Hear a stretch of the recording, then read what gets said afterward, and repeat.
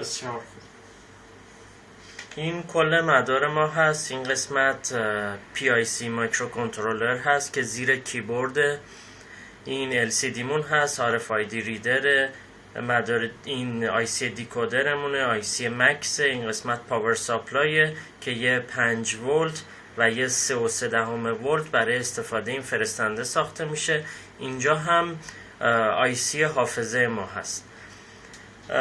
از طریق برنامه رو که داخل کامپیوتر می نویسیم، از طریق این دیوایس برنامه رو به IC مایکرو کنترلر منتقل می کنیم و همینطور که اینجا می بینید زیر کیبورد این IC همین IC هست. این رو بر می داریم، جای این می گذاریم و این شروع میکنه به کار کردن و کیبورد رو دوباره میتونیم سر جای خودش قرار بدیم. وقتی پاور رو وصل میکنیم، این دستگاه اتندنس سیستم هست که در ابتدا وقتی کارتا رو میذاریم میگه یوزر نات اگزیست، یعنی هنوز این یوزرها معرفی نشدن. بعد از این ما شروع میکنیم به استفاده از سیستم. در ابتدا این کلید در واقع 8 رو باید بزنیم که از ما یه پسورد میخواد که وارد سیستم بشیم. اگر پسورد رو بر فرض مثال یک چیزی بزنیم که درست نباشه، ترکیبی از عدد مختلف میاد پسورد رانگ، پس دوباره میزنیم. پسورد صحیح به طور دیفالت 1 2 3 4 5 6 7 8 هستش. پسورد اکسپتد.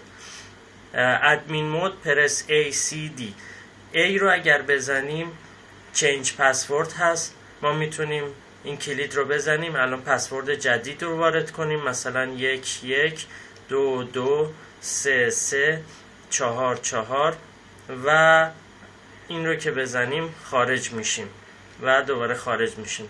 حالا الان اگر بخوایم دوباره پسورد رو وارد کنیم 1 2 3 4 5 6 7 8 پسورد رانگ، به خاطر اینکه عوضش کردیم و دوباره میزنیم 1 1 2 2 3 3 4 4 پسورد اکسپتد. سی رو که بزنیم RFID ما هست. قبلا خب 4 تا یوزر من به اینا معرفی کرده بودم. میتونیم اینا رو یکی یکی در واقع پاک کنیم. وقتی میزنیم پرس هش تو اد یوزر، ببینید وقتی این کلید رو میزنیم دائم عوض میشه. دیلیت یوزر، دیلیت آل یوزر و نامبر آف یوزر و اد یوزر. برای همین ما میریم داخل قسمت دیلیت آل یوزر، همه یوزرها رو دیلیت میکنیم، آل یوزر دیلیتد و وقتی برگردیم میبینید که RFID هیچ یوزری نداره. حالا که هیچ یوزری نداره ما میخوایم بهش یوزر اضافه کنیم، یعنی اگر ما برگردیم از کل ستینگ ها میبینید یوزر نات اگزیست، یوزر نات اگزیست، یوزر نات اگزیست. حالا دوباره ما باید وارد ستینگ بشیم. 1 1 2 2 3 3 4 4 5 5 4 4 سی رو میزنیم. RFID یوزر 0.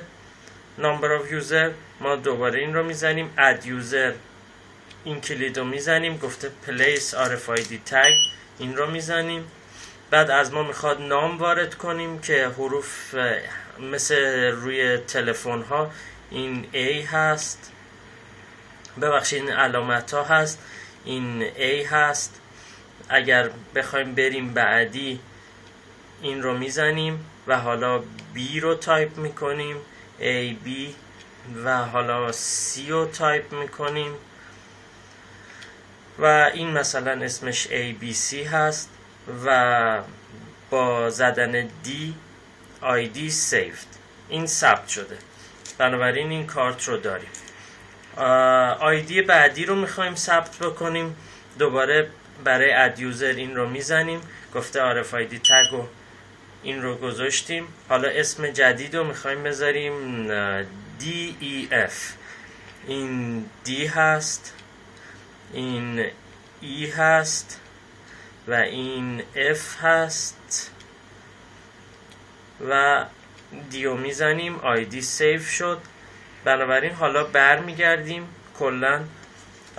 حالا اگر نگاه کنید وقتی این رو میذاریم میگه welcome ABC، وقتی این یکی رو میذاریم welcome DEF که میتونه هر اسمی بذاریم، و وقتی این رو بذاریم چون هنوز ثبت نکردیم user not exist. دیتا در این آیسی ذخیره میشه که وقتی ما خاموش کنیم و روشن کنیم همچنان دیتا هامون باقی مونده باشه. این آیسی هم در واقع فرستنده XB هست که اطلاعات رو میتونه به هر گیرنده‌ای که این آیسی رو داشته باشه منتقل کنه. برای اینکه بتونیم اطلاعات رو روی کامپیوتر داشته باشیم یک دیوایسی میخوایم که شامل یه USB مودم و یه در واقع گیرنده XB هست که به USB کامپیوتر وصل میشه و میتونیم اطلاعات رو بگیریم.